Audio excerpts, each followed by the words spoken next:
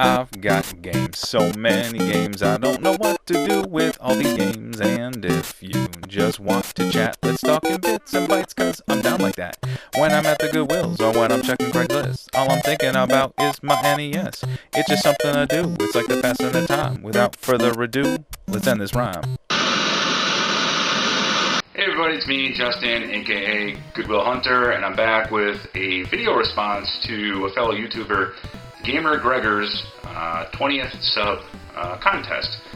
Now, he is relatively new. I mean, he's since the contest, he's gotten up to around 40 plus subscribers, but he kind of posed a really good question. I know he took his time with it and thought about it, and I thought about it. And I kind of related to it, and his question was, what got you into collecting, or why do you collect, or, why have you gotten back into collecting after either being away for a while? And I could relate to that. I have been collecting, and ever since I got my first Nintendo, that one Christmas, and, as we grow up, we, lose track of the games because other things in life become more important. And I think everyone can relate to having a stash of games at their mom and dad's house, or you let your buddy borrow your Super Nintendo and they still have it, and you find it one day, or you ask if they still have it. So I'd always had games all over the place from family and friends. So I kind of knew when I needed to get back in that I knew where to find them. So when GameStop kind of came around, FuncoLand, EB Games, you could kind of trade games in, and I think we're all guilty of this at one point or another.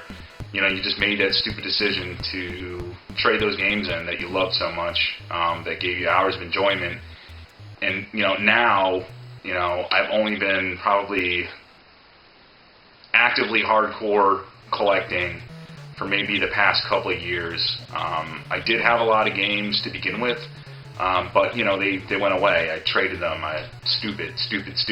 And now I've spent, double what it originally cost me to get all those games back, to be in the collection, and plus a lot more that I've always wanted, just never got around to getting. But that's kind of just on a rant, way off topic, but kind of, no, I guess it relates to what we're talking about. And to what we're talking about is, how did I get back into what, ignited that fire, what made me more passionate about wanting to do videos like YouTube. I've been watching YouTube for years and just never thought about, hey, I should probably do that. Or, I love video games so much, I need to do something, or else, I just don't have any outlet to voice, desire or opinion, or just informative talk, what have you, just chit-chat with other fellow YouTubers. And I know this is going to sound, I think a lot of people maybe can relate, and granted, I know not everyone likes what he does, but I'd have to say, after watching all of his videos, I don't know, it clicked, and it reignited my passion for games, for classic games, for games that I used to have and didn't have anymore. And I think everyone knows it's James Rolfe, the angry video game nerd. And I know a lot of people criticize what he does, and he only plays shitty games. But, actually just watching him going through that frustration of trying to play those games, I could relate to it. And I could go back, and think, oh my god, I completely agree with that game. It was complete garbage, totally broken, and, I think I spent 1 or 2 days and just went all over Cinemassacre and just looked at all of those videos. And then, what do you know, I had to go get my Nintendo. So I found the Nintendo with all the games, and I started contacting my friends, do you still have that? And then started going out to, Goodwills and thrift stores after watching other people doing that. And it kind of just, it is what it is now. Everything that I have You know, I'm grateful for just stumbling upon his channel. Someone was streaming it on Justin.tv, and they had a 24/7 stream of just everything Cinemassacre and Angry Video Game Nerd, and yeah, I just totally clicked with it. But not to say that that's entirely what motivated me to get back into collecting. I enjoyed. There's a lot of games that I have never had a chance to play, or a system that I never got to play.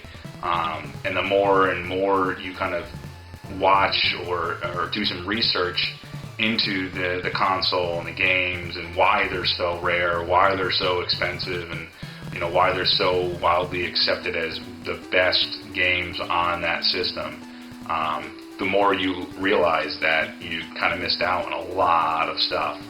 So my whole thing is I'm trying to get to a point so that when I retire, a lot of people like to read.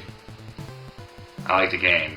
So I'm trying to build up a pretty good, decent-sized collection. So hopefully by the time I can retire, I can, play through a lot of these. The RPGs are definitely going to have to wait. I can't do those right now. But a lot of other games that, could easily be done. That's what I kind of look forward to. It's kind of like my little retirement for me.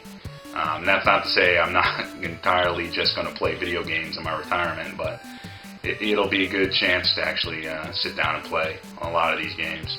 And it's also fun, so if people want to come over and try a game or a system they've never tried, I can say, hey, yeah, I have that, let me hook it up for you, let's try it out. It's fun. And that's all I think video games are about, is having fun, either single or with a friend, or massive old multiplayer online experiences. I think it's good. It's community, and I'm thankful that I live in an age where video games are art forms, and some of the budgets for them even rival those of Hollywood movies.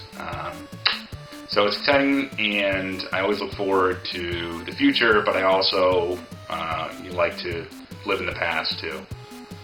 So anyways, that was my response. I'd like to hear what everyone else has to say about why they collect, or what got them into collecting, or what maybe they got out of collecting, what kind of brought them back. So anyways, guys, like it, whatever. Subscribe if you haven't already, and yeah, stay tuned.